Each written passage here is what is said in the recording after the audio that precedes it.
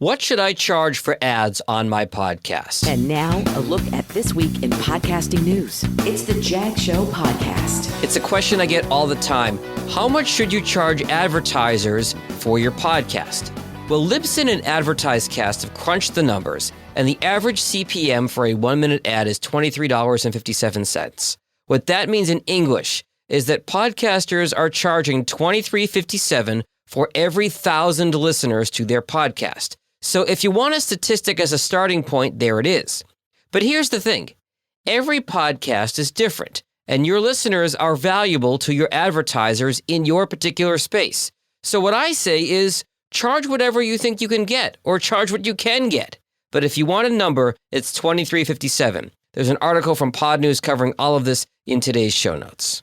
My advice to you this week: how do I prioritize my podcast? A podcast, like most endeavors, can only be successful if you commit the necessary time and resources to it.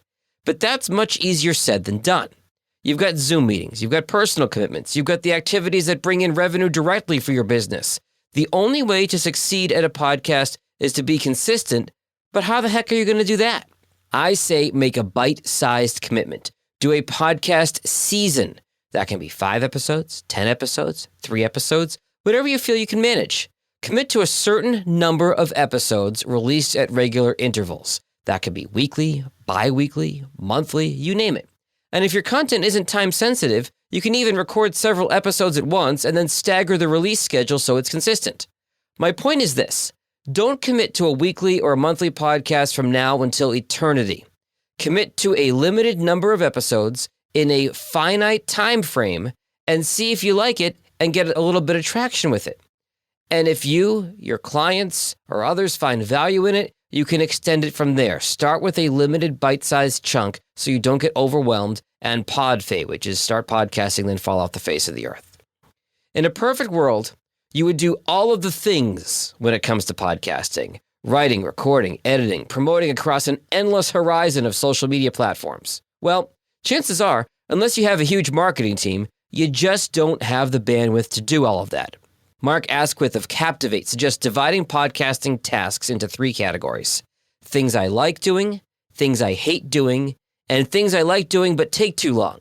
And once you have your lists, you can then prioritize what you want to spend your time on. A couple upcoming podcast events that I want to mention that are worth checking out. Podfest Origins, going to be both live and virtual this year. You can watch online at the end of October or go in person in Tampa, November 4th and 5th. More info on that at podfestexpo.com. She Podcast. It's an amazing event for women and non-binary podcasters. That event is October 14th through 17th in Scottsdale, Arizona. You can find out more at shepodcasts.com. As always, if you enjoyed today's content, please share it with somebody you know. That's how we grow this show. And if you need help launching or improving your podcasts, you can find me at jagindetroit.com. Until next week, stay healthy and stay safe. Later. If you like what you just heard, share The Jag Show with someone else who's interested in podcasts. You can also follow The Jag Show on Apple Podcasts, Spotify, or wherever you get your podcasts. For help creating or improving your podcast, visit jagindetroit.com.